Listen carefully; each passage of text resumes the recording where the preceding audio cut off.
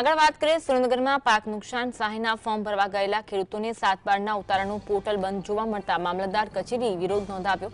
Portal બંધ હોવાથી સહાય ફોર્મ ભરવા માટે ખેડૂતો કલાકો સુધી લાઇનમાં ઊભું રહેવું પડે છે। આ ઉપરાંત ફોર્મ ભરવા સ્થળ પર પીવાના પાણીની વ્યવસ્થા અને સિસ્ટમમાં વધારો કરવાની પણ ખેડૂતો માંગ કરી રહ્યા છે।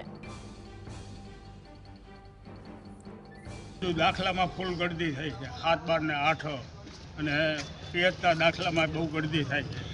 કોઈ જાતની વ્યવસ્થા નથી અને ખેડૂત જો અહીં આવે તો ખેતીનું કામ અટકે। રોજવારો જાય તો 400-500 રૂપિયા રોજ પડે, તો જો આપવાનું હોય તો આપો, નકર તમે ના પાડી દો, કંઈ વાંધો નથી અમને। ભગવાને માર્યા એવા તમે મારો। અમે મામલતદારને રજૂઆત કરવા આવ્યા કે વ્યવસ્થા થોડીક વધુ કરે, ઝડપી ફોર્મ ભરાય ને ઝડપી ખાતામાં પૈસા મળે તો રવિ સિઝનની વાવણી કરી શકે, તો ખેડૂત બેઠો થાય। નકર 15 દિવસ જો ખેતીના કામ કરવાના સમયે આ ફોર્મ ભરવામાં સમય બગડશે તો રવિ સિઝનનો પાક પણ અમારો ખેડૂતનો બગડવાનો